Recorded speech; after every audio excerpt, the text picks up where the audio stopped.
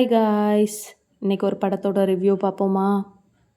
நேற்று நானும் என் ஹஸ்பண்டும் திடீர்னு பிளான் பண்ணி கட்டா குஸ்தி 2 படத்துக்கு போயிருந்தோம்.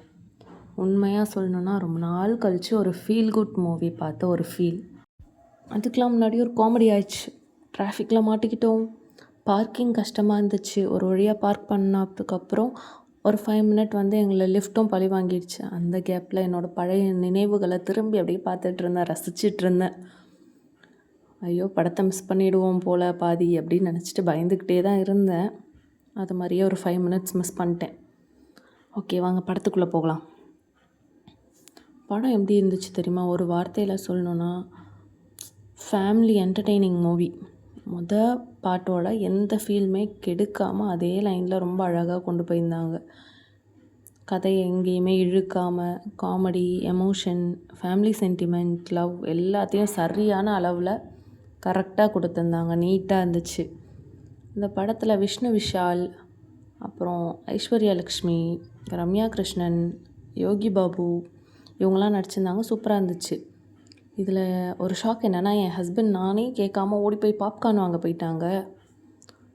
ஓகே, நமக்கு கிடச்சதுரா லக்கு அப்படி சொல்லிட்டு நான் பாப்கார்ன் சாப்பிட்டுட்டே படம் பார்க்க கண்டினியூ பண்ணிட்டேன்.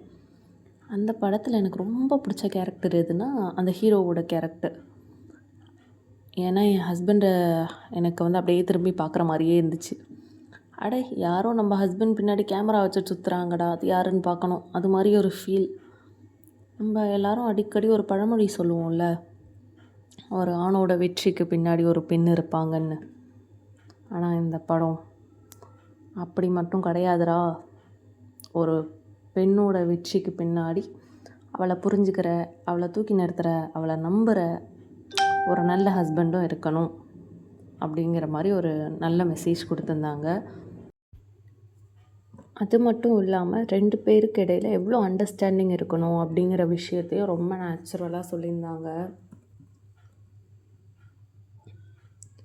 ஒரு பொண்ணோடைய கனவுக்கு குடும்பத்தில் இருக்கவங்க எவ்வளோ மதிப்பு தரணும் அப்படிங்கிறதெல்லாம் சொல்லியிருந்தாங்க.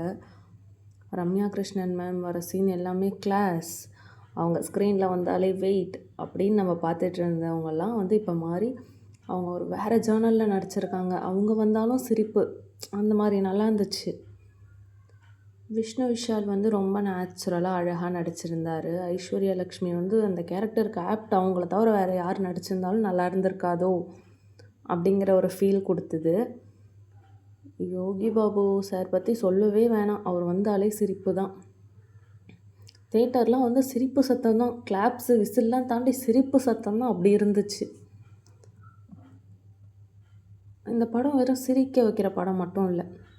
ஒரு ஃபேமிலி, ஹஸ்பண்ட் ஒய்ஃபோட ரிலேஷன்ஷிப், அண்டர்ஸ்டாண்டிங், அவங்க விட்டு கொடுத்து போகிறது, ஒரு பொண்ணோட கனவு, இது எல்லாத்தையும் ரொம்ப லைட்டாக, ரொம்ப எமோஷ்னலாக கொடுக்கல.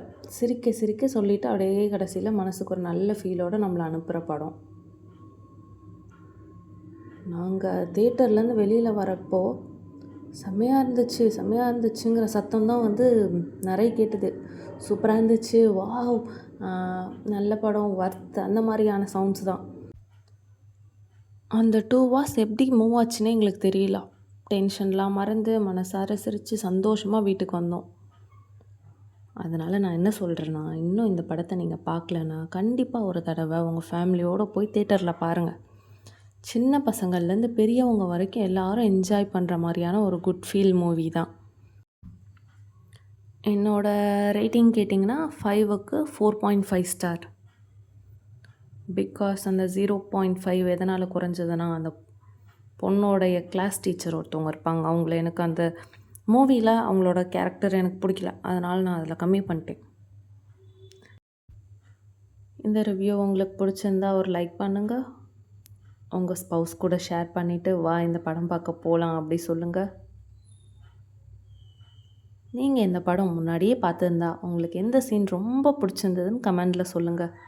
அடுத்த வீடியோவில் பார்ப்போம். பாய், டேக் கேர்.